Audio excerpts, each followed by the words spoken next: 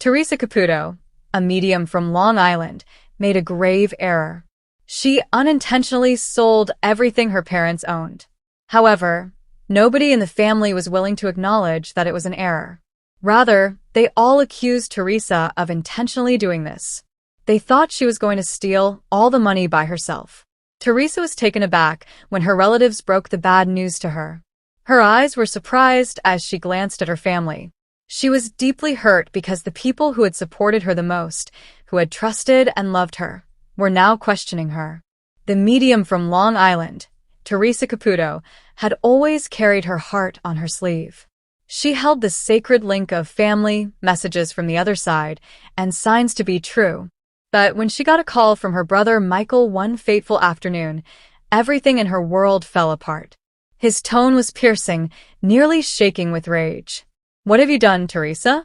You sold the property owned by Mom and Dad. Everything. Your name appears on the transaction in the deed. Are you even aware of your actions?" Theresa felt the words strike her like a blast of cold.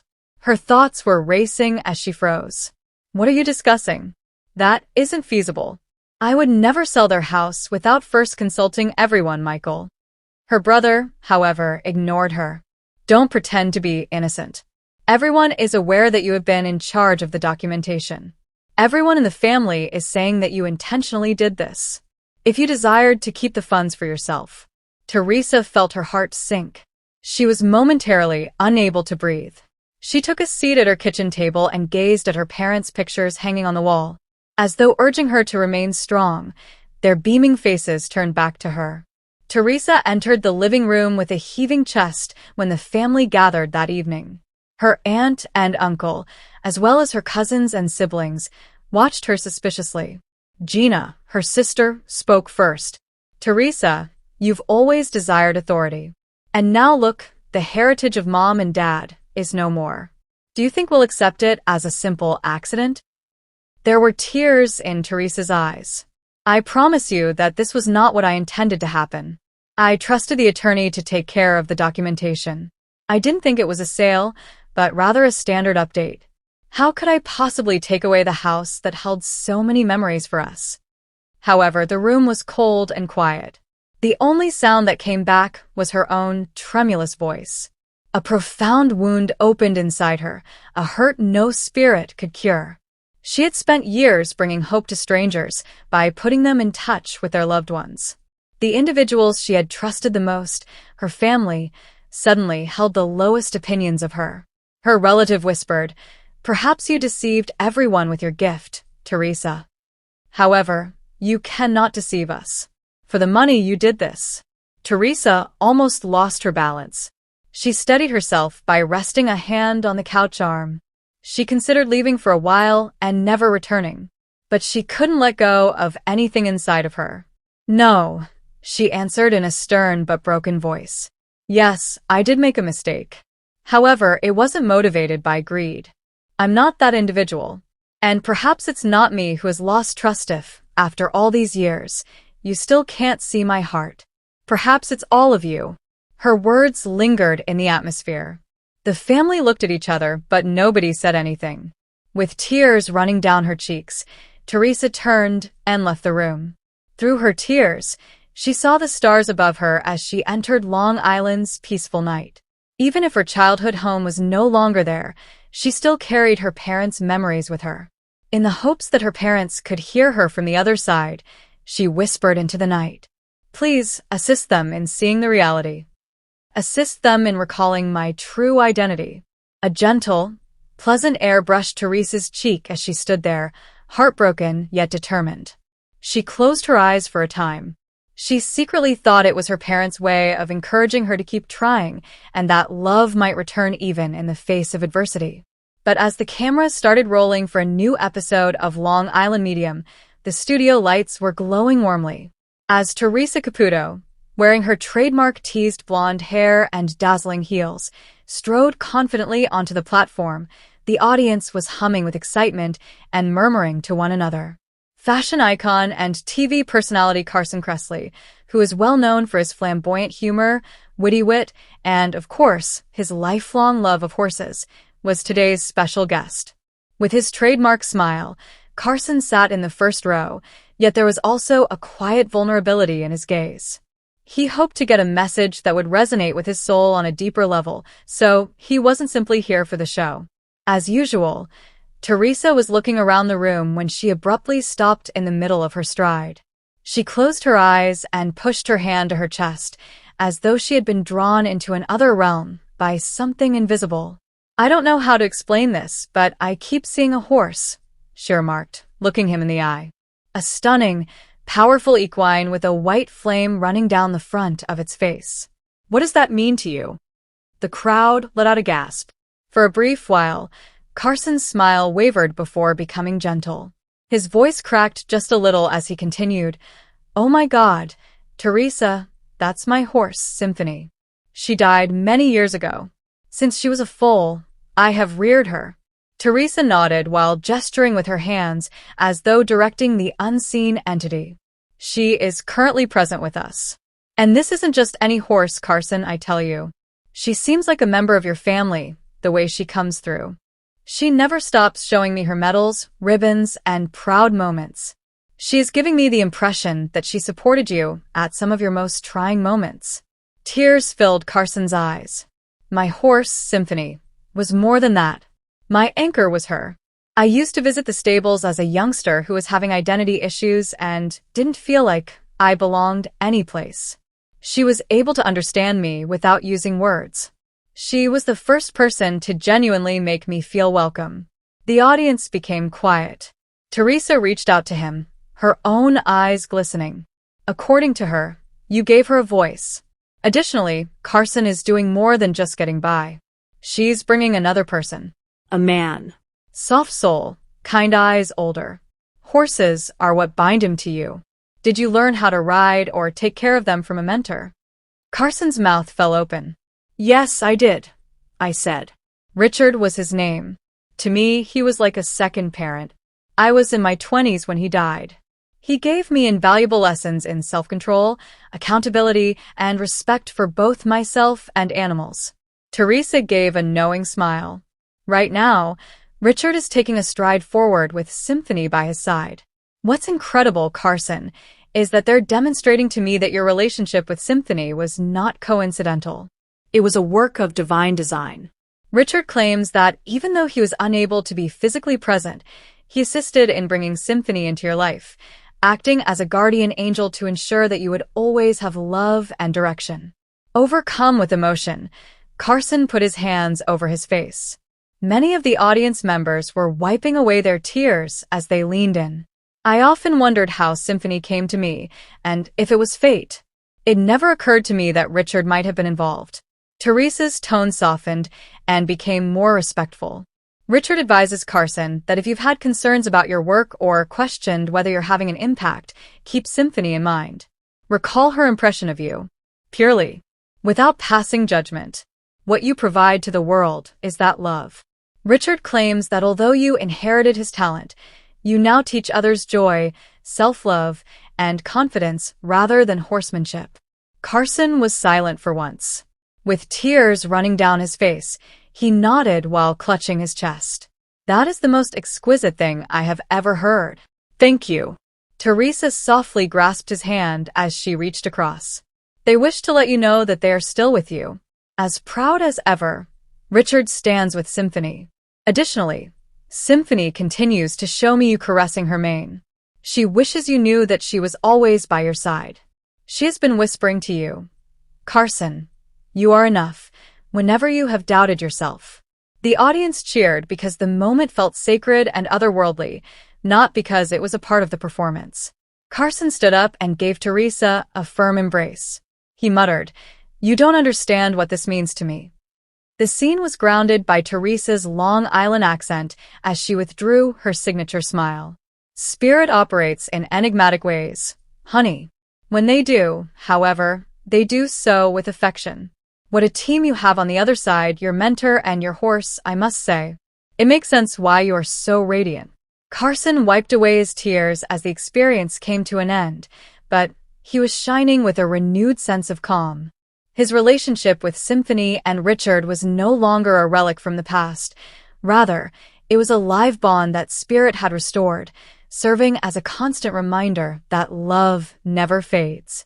But Theresa Caputo entered a quiet cafe on a windy Sunday afternoon in Long Island where a small group had assembled for a private reading. Two women who had been best friends for more than 30 years, Maria and Dana, were among them. Despite their shared experiences of loss, laughter, and travel, they each carried an unseen burden that even their close relationship couldn't completely remove. 3 years prior, Maria had lost her mother. The kind of lady who always knew what to say when Maria doubted herself. Her mother had been her rock. Since her death, Maria frequently experienced a void in her chest that seemed to be unfilled by any other activity. Dana, however, was grieving over a different loss. Her younger brother had passed away unexpectedly at the age of 19 in a vehicle accident. Guilt followed her like a shadow, and she was never able to say goodbye. Theresa's characteristic long hair and dazzling demeanor immediately illuminated the room as she walked in. The group erupted in amusement as she told a brief joke about how she nearly toppled a display shelf on her way in. However, Theresa's face changed a few moments later. Her eyes appeared to soften, and she put her hand lightly across her chest. She looked around the group before focusing on Maria and remarked, "I feel like a mother figure here.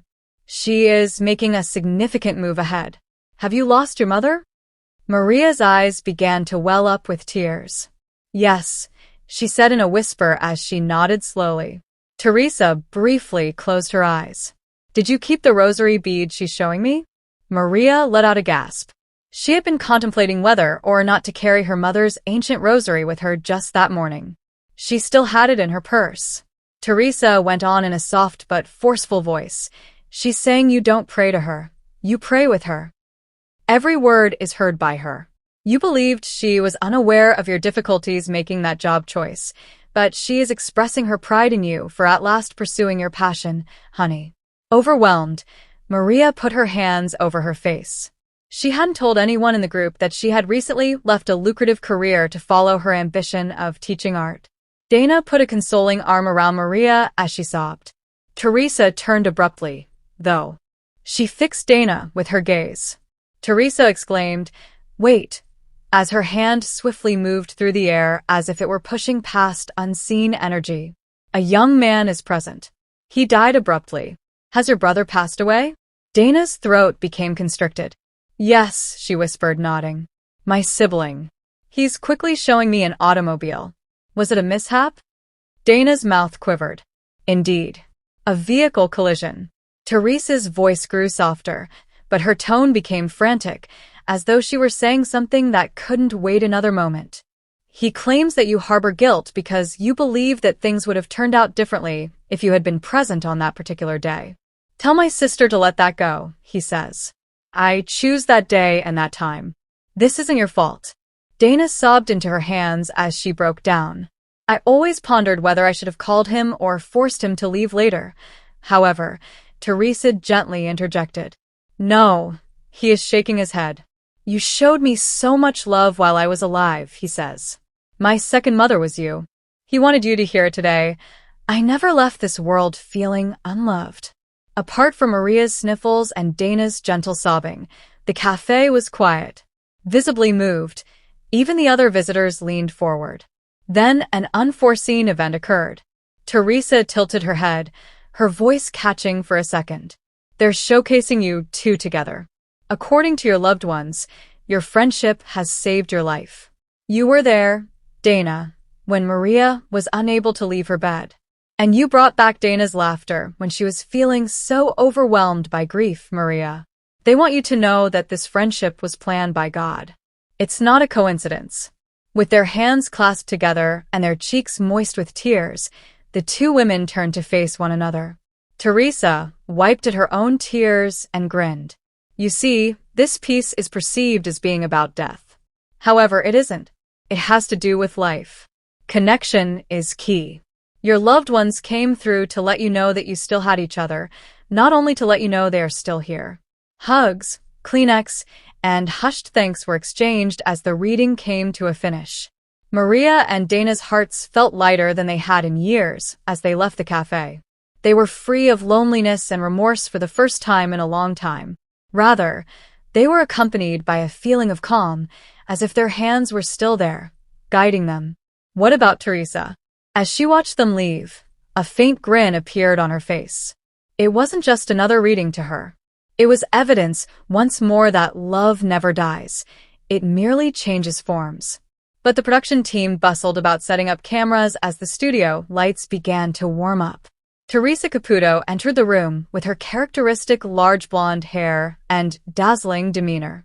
With coffee in hand, she was chatting with the team while wearing her go-to high heels and leopard print top. Behind her laughter, though, she was already experiencing that recognizable pull, the feeling in her chest that her soul was near. "All right, I know you're here, Spirit. Before I sit down, don't start shouting at me," she smirked and murmured. Theresa wasn't joking when the cameraman laughed. She was aware that this reading would be difficult. Angela, a woman from Queens, New York, in her late 40s, had been invited as a special visitor that afternoon. Months before, she had applied to be on Long Island Medium, but she wasn't sure if she would be selected. She was unaware that Theresa had been attracted to her before the reading was verified by production. Angela entered the reading room with trepidation.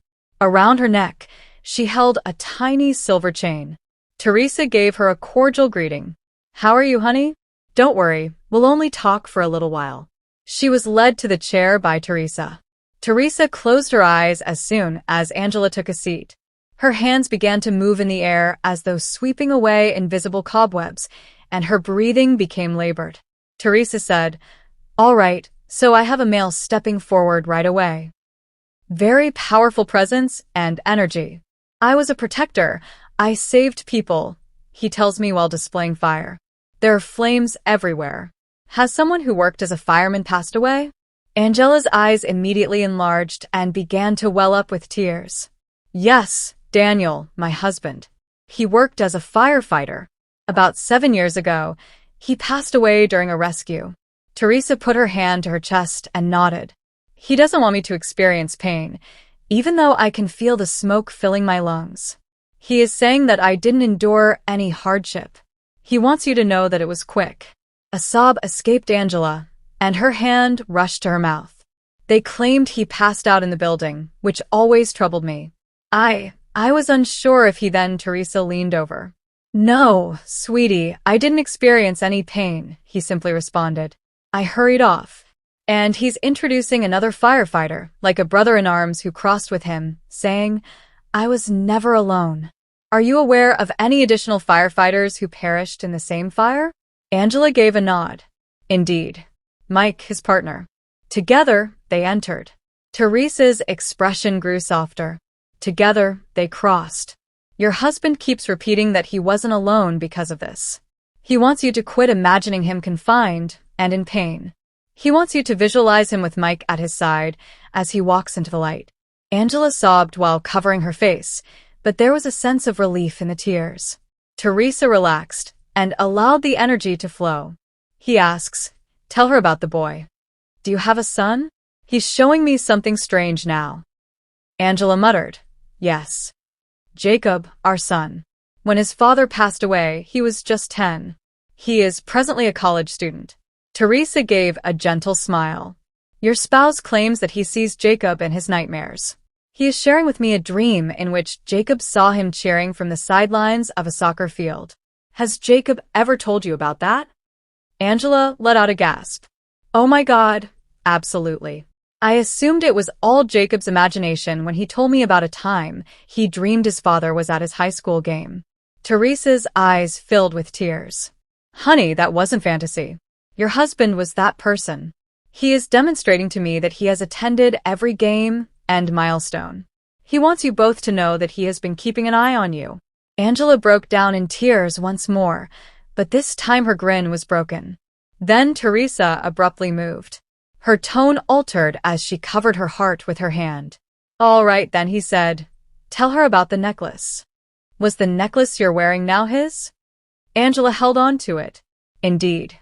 On a pendant, it is his badge number. I put it on every day."